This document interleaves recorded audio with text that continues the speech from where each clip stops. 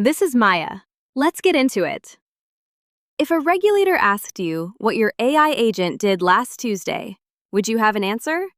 Not, it was helpful, an actual record of where it was used, who it touched, and what it did. Most teams think they just use AI tools. Regulators don't care who trained the model. They care that your AI touches patients, money, or rights. Picture 3 systems. First, a clinic. You plug an AI receptionist into intake. It hears symptoms, books appointments, routes messages. Second, a lender. You let an AI agent pre-score applications, nudge approvals, suggest denials. Third, a law firm. You route client calls through an AI assistant, let it summarize matters, and draft follow-ups. Inside each company, the line is the same. We don't build AI, we just use tools.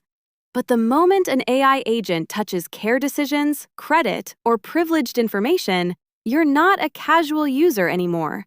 You're operating an AI system in a regulated workflow. That's what the new rules call a deployer.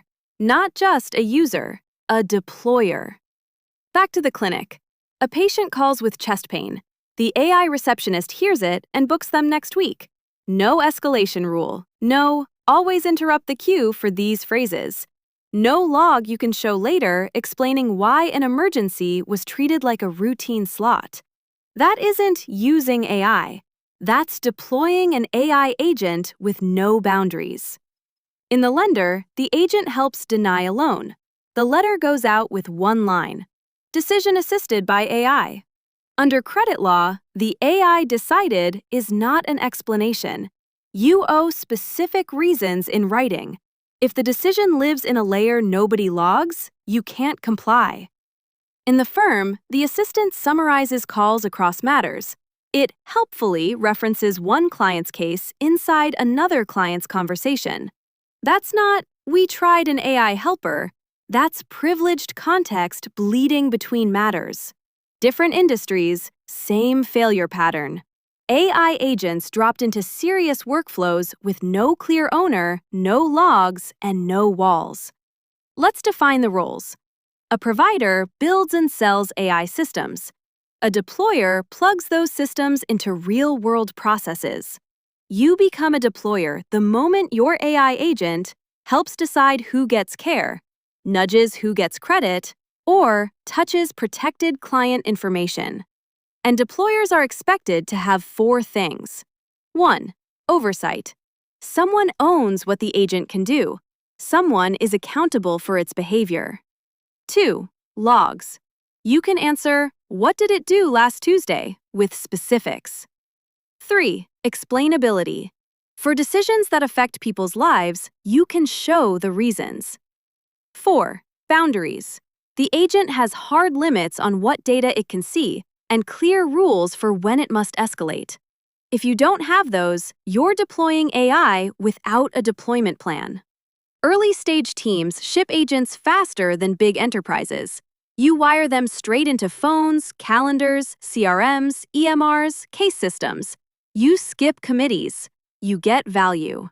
That speed is an advantage until something breaks in front of a patient, a regulator, or a client. When an AI agent treats an emergency like a routine call, denies a loan with no reasons, or bleeds privileged context between matters, you don't want your first move to be, "We didn't think it counted as deployment." You want to be able to say, "Here's what the agent did. Here's how we caught it. Here's what we changed." So here's the test.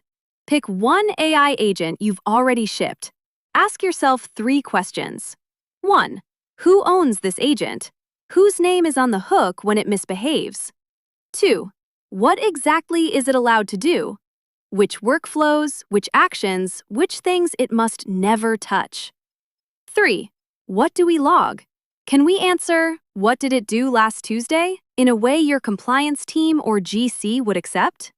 If you can't answer those, you're treating an AI deployment like a toy, not a system. You don't have to train a foundation model to be regulated. You just have to let AI agents touch patients, money, or rights and pretend that's still just using tools. If this helped you see your AI as deployment, not just usage, share it with whoever is about to plug an agent into a serious workflow. See you next time.